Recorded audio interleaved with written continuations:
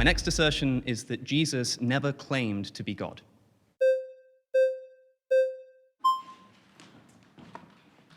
So, man, Coley. Coley. So talk to me. Where does Jesus claim to be God? Yeah, so I'm curious, when you say that, are you including the book of John?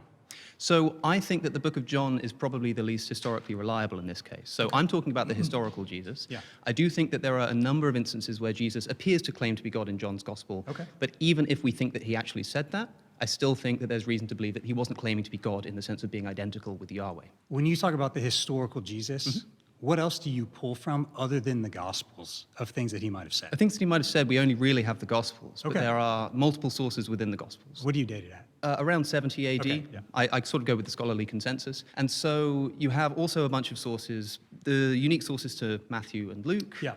You also have this potential source called Q Yeah. from the German for quell, right? All of this kind of stuff. John comes in the latest. Sure. And so when we're trying to figure out what the historical Jesus actually said, if we've got multiple sources all claiming that he said the same thing, then I think we have good reason to think that he actually said that.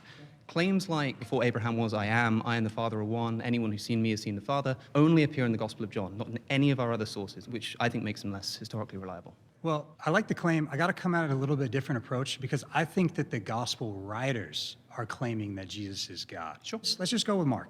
As Mark starts, he talks about John the Baptist preparing the way for the Lord. Right? What is your response for that? Because ensuing Jesus comes. I've no problem saying that Mark is intending to portray Jesus as God.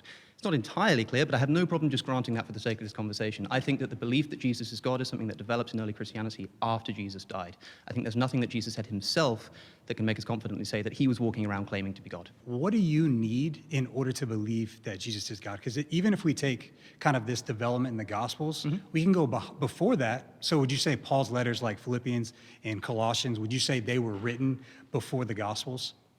Yes, they were written before the Gospels. So if we're going before the Gospels, we have Paul claiming that Jesus is God in Philippians 2, where he's saying was in the form of God, or maybe like a better translation would even be the essence or the nature of God. Yeah, the problem I think with sort of quote mining in this respect is that there are quotes that point us in either direction, even in the Gospel of John.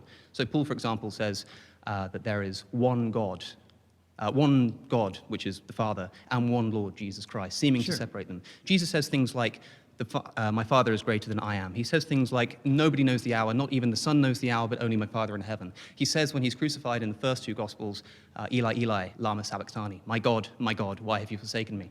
I could point to these and say, these are Jesus claiming that he's separate from God. Well, there is a distinction from the Father and the Son. So Sure. we're not